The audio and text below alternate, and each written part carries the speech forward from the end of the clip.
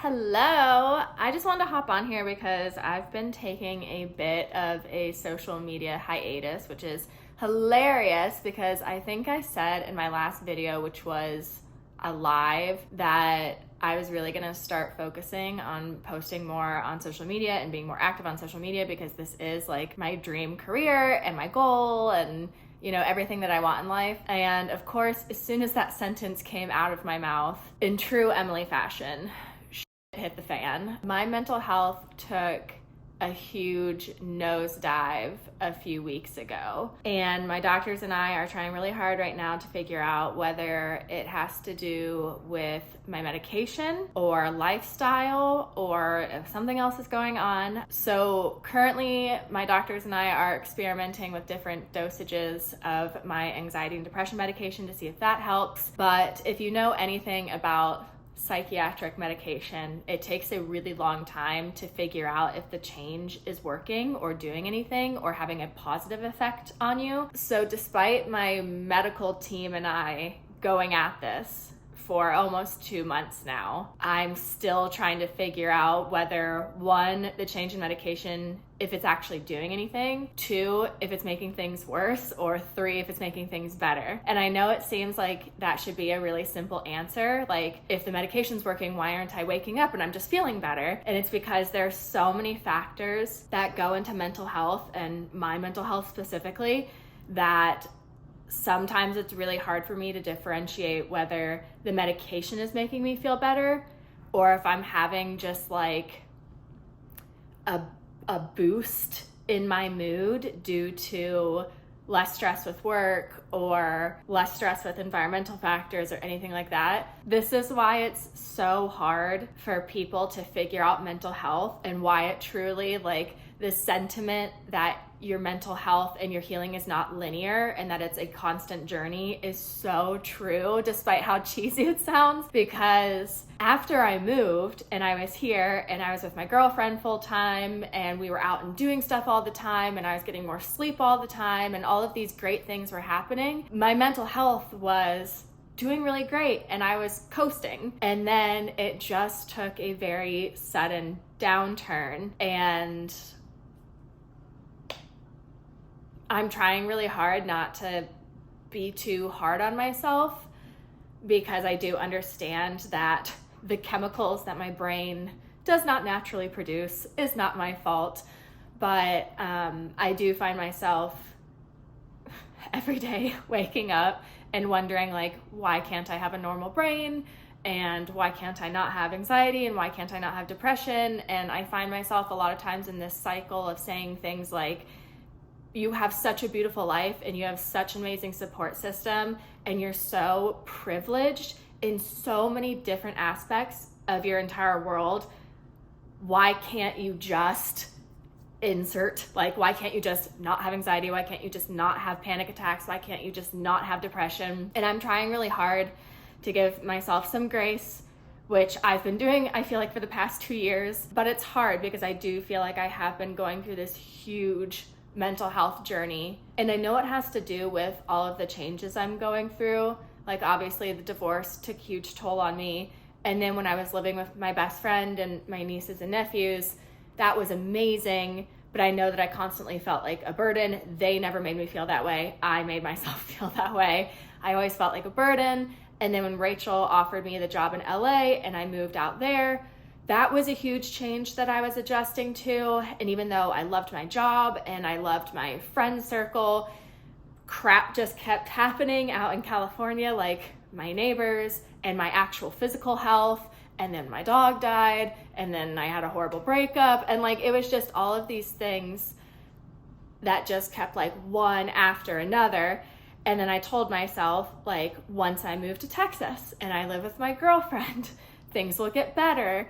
And then I moved out here and things were great for a while. And then it was like it all caught up to me again. I know I'm rambling. I think what I'm trying to do is I'm trying to make sense of it to myself while also communicating it to you. But long story long, this past like month and a half, 2 months have been some of the like darkest, weirdest, times going on in my head, and I'm really trying hard to get a handle on it, but it's just not simple. It's not a simple process. I can't just wake up and choose to be happy. I've been saying there are all of these external factors that I need to get a grip on, plus my medication in order to get myself back to a stable place. And I'm just currently like extremely frustrated with myself because I'm so tired of this.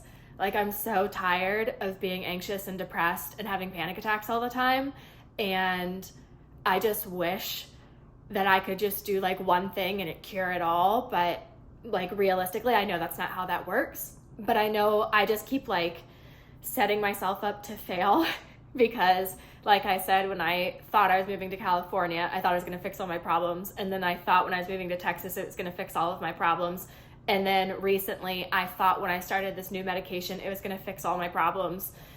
And I need to stop doing that. I need to find a way to like ground myself and to like keep my thinking in the realistic portion of my brain. But it's hard. And like, that's something you have to learn I have to teach myself how to do that. I don't know. That's like why I've been missing, because I'm just like struggling pretty badly right now. And I think one of the biggest things that's weighing on me is something I promised myself and I promised all of you, is that when I moved to Texas, I was going to full-time dive into content creating. And I haven't been keeping that promise. And again, realistically, I understand why. It's very hard to pick up a vlog camera when you're laying in bed all day having panic attacks. And it's very hard to pick up a vlog camera when you're so anxious that your entire body is shaking and like your vision is going in and out. Like, it's just not something I want to pick up the camera and share in the moment. So that's one of the biggest things weighing on me right now, is I'm not keeping up with my goals and my dreams and my promises. And because I'm not keeping up with it, it's creating this horrible ball of depression inside of me. And then because that depression ball is whirling around inside of me, then I can't vlog. And so again, it's this vicious cycle where I'm not doing my job because I'm so depressed, but I'm so depressed because I'm not doing my job. So I just needed to take some time to kind of reset and reground myself and figure out what I'm doing. And I still need to do that. I don't want you to think this means that like I'm finally to a point where everything is fixed and I'm settled. Like, I'm very much still in the middle of this temporary setback. But I did want to come on here and explain what was going on, because I've had so many of you message me in my Instagram DMs and comment on my YouTube videos and ask if I'm okay. Like, so many people messaged me and was like, wellness check-in, because I probably haven't posted on Instagram in about 2 weeks, and I haven't posted a YouTube video in I think about 3 weeks. Sometimes I feel silly making videos or posting something on my Instagram being like, I'm okay, sorry I went missing, because to me, I'm still very much imposter syndrome with social media, where I'm like, no one cares about you. Like, I understand I have 21,000 followers on YouTube and 17,000 on Instagram, but still in my head, I'm like, no one actually cares about you. No one noticed that you were missing. No one cares. And so I always like fight with myself, where I'm like, no, there are people that care, and I do owe them an explanation. And I do enjoy sharing my life. Like, I know I'm upset and struggling, and I told you I don't want to vlog when I'm like super anxious or super depressed, but I do enjoy, it is therapeutic coming on here and explaining it afterwards, or kind of talking through things with you. And I always feel like when I share mental health stuff, I always get flooded with messages and comments from people talking about how they love that I'm normalizing talking about mental health, and I'm making them feel not so alone, and all these different things, and that makes me feel really good. Anyway, sorry, I'm like very much rambling, but I'm currently trying to figure things out. I'm gonna start journaling every day. I just found a new therapist, and we actually have our first session tomorrow, which is amazing. I'm really excited to be working with her, and she has a different form of therapy that she does. A lot of the therapists that I've been working with in the past either do cognitive behavioral therapy or they do dialectical behavior therapy, and this woman does acceptance therapy, and I want to say EMDR therapy.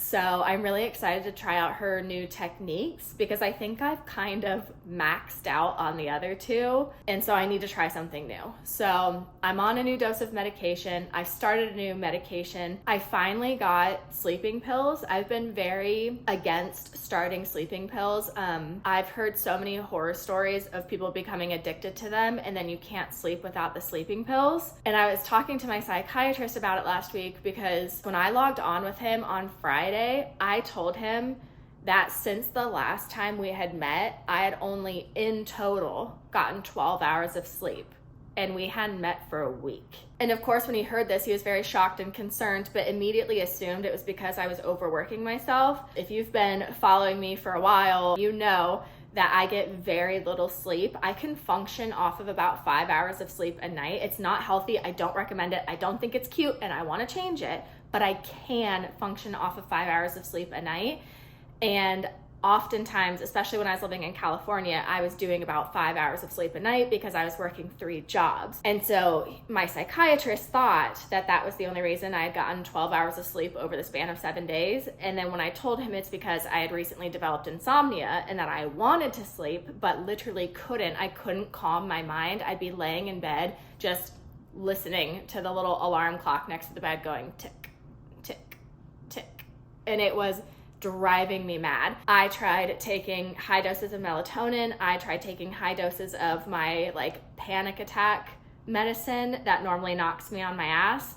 Neither of those did anything. I tried being off of my phone before bed. I tried everything that Wikipedia tells you to do when you can't sleep, and still I could not sleep. Even when I was so exhausted, I'd be laying in bed sobbing about how tired I was, and I still couldn't fall asleep. And then when I would fall asleep for about 1 to 2 hours a night, I could hear myself thinking the entire time. So I know it wasn't actual sleep. I wasn't getting a REM cycle in. And so I was explaining all of this to him. He said, I'm gonna write you a short-term prescription for sleeping pills. I immediately said no. And I was like, I don't wanna be addicted to them. I'm scared, I'm not gonna be able to come off of them. And he looks at me and he was like, look, I'm gonna put my foot down. He said, it's your body. You can choose to do whatever you want.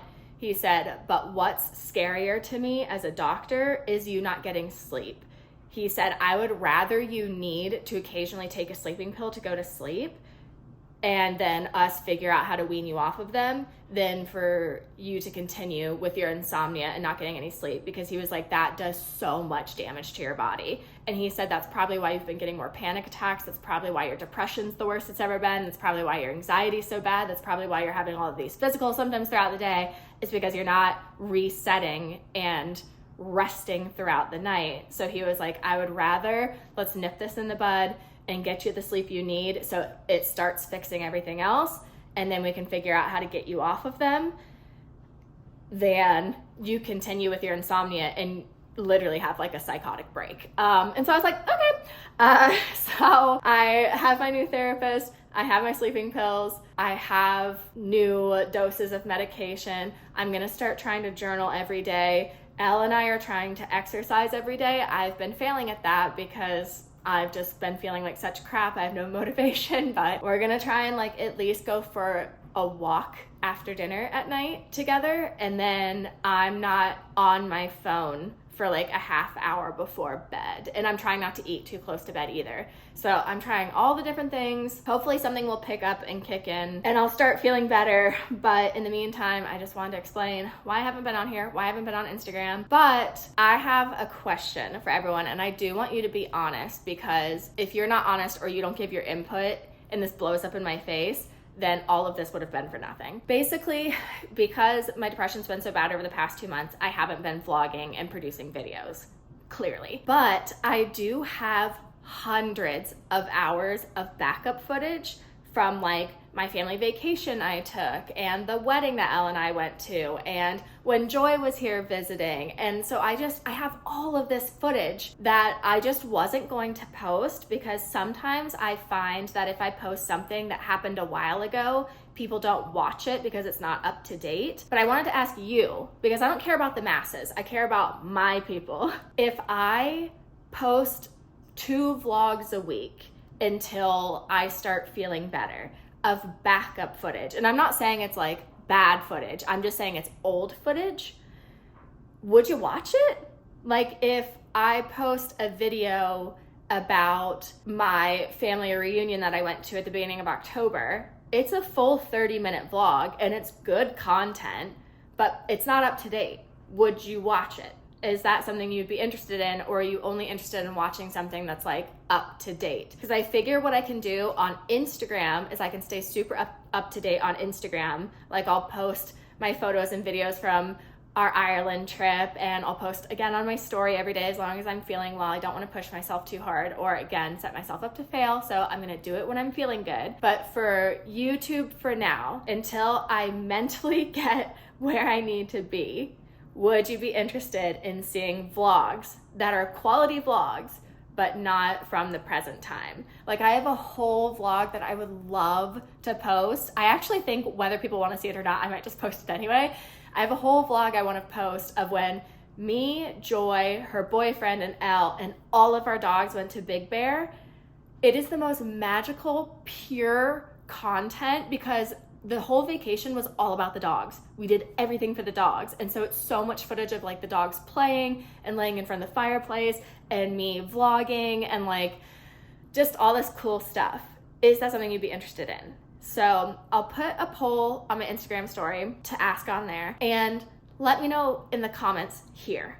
Is this something you'd want to watch? If not, you need to be honest, because then I'll just wait until I'm like feeling better and then I'll post up-to-date stuff. But yeah, anyway, thank you for coming to Emily's little therapy hour. I know this was like a very different video than what I've been posting, but I just felt like I owed myself and everyone else an explanation, and yeah, that's really it.